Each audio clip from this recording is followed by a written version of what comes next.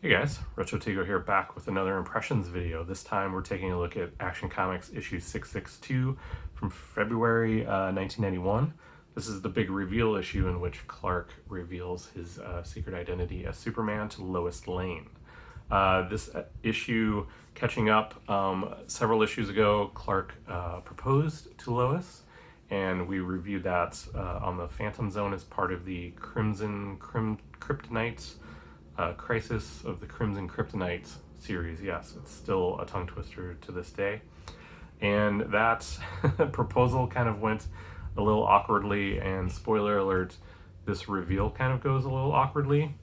Right now in the run, it's sort of in between the major story arcs, so there have been a lot of like one-off stories with a little continuing thread lines running through the largely one-shot stories, and this is no exception. Right now, this is largely the cover sort of makes a bigger deal of it than it really kind of is. So we'll kind of get into this. I'll just kind of flip through some pages. So largely what this is, it's a side story, it's a one-shot story. Effectively, you know, Clark and Lois are having a good date night in. They're going to get some popcorn. It's a dark and stormy night when who should break through looking for Superman but Silver Banshee. And I've mentioned this before in past videos, but the Silver Banshee really has become sort of one of my favorite villains, largely due to the appearances in Superman. So any story with her, even if it is kind of a one-shot, and I would even go so far as to say kind of a throwaway story, just to kind of serve to move this along to the big reveal, the weight of the reveal. It's still a fairly decent story. She comes barging in looking for Superman, finds Lois and Clark there. Clark isn't at this point Superman, although she senses Superman is near. So essentially she spends a lot of the issue sort of hunting down Superman. Clark needs to find a way to contact Superman. It was his intention to reveal himself to Lois this entire time, but Silver Banshee throws a wrench in that, and he makes his characteristic, or his typical escape, and it kind of goes through some backstory. He goes searching for Silver Banshee, finds her at the Daily Planet, because again, Superman's, I guess, scent, so to speak, is all over, you know, the Daily Planet. So they have a big confrontation.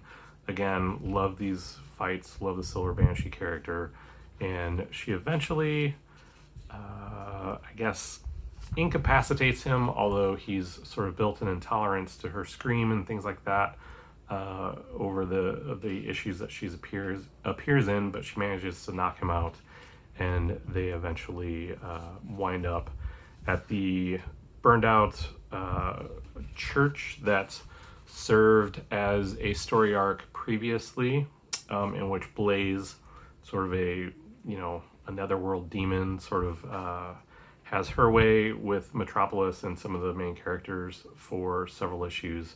She sort of coerces Silver Banshee to basically kill Superman with this enchanted pickaxe, I guess.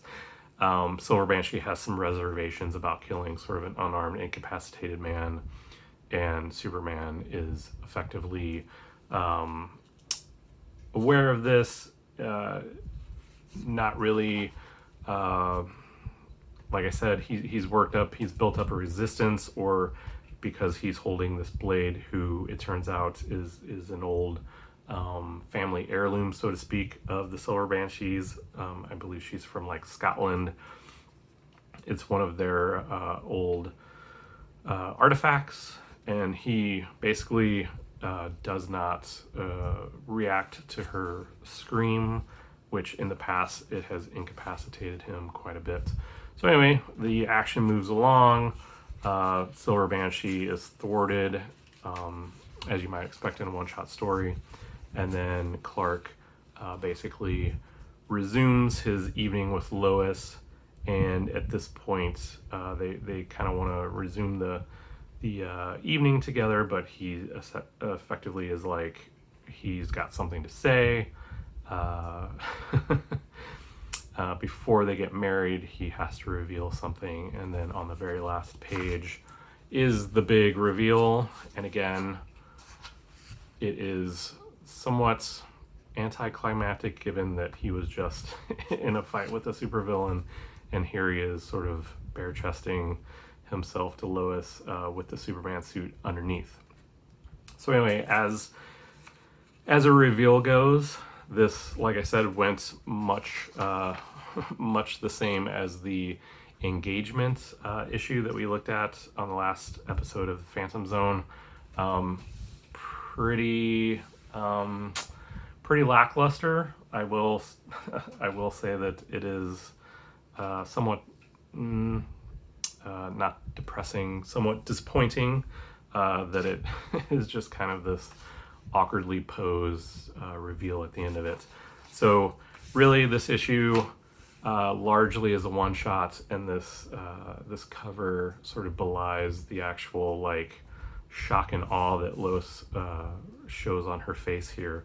Now I do want to mention, I'll bring in Superman issue number 53, which is a continuation of the story, which again is another one-shot. I won't go into this one all too much. It's just the first few pages of this one continues the story. Lois is much better sort of staging, much better panel layout, I guess, much better drawn, I guess, and effectively, as you might imagine, adding to the anticlimactic nature of what just happened, Lois effectively is confused.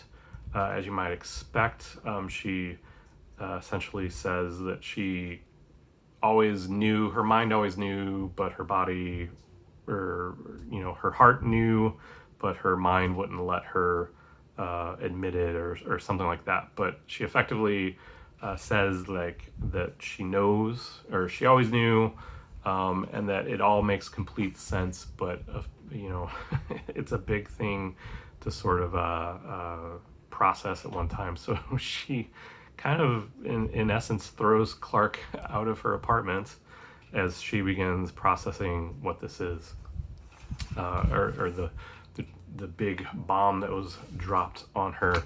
So yeah, like in terms of story and in terms of a reveal, like not the kind of way you'd think it might go for Lois and Clark at this point.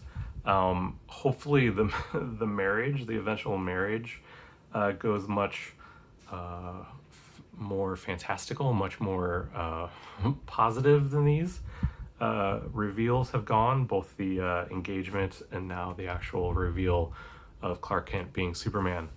But yeah, I just kind of I read this one and thought, you know what, like with all the reveals that have been going on in the current Superman run, and given that this is kind of where I'm at in my run, I thought I'd do a quick run through of it, give you some impressions. The artwork continues to be amazing on this run. I really appreciate all the different artists and all the different writers who have contributed to these stories, even though, even if they are one-shot stories, they're still a lot better than, a lot of the stuff I dip into these days.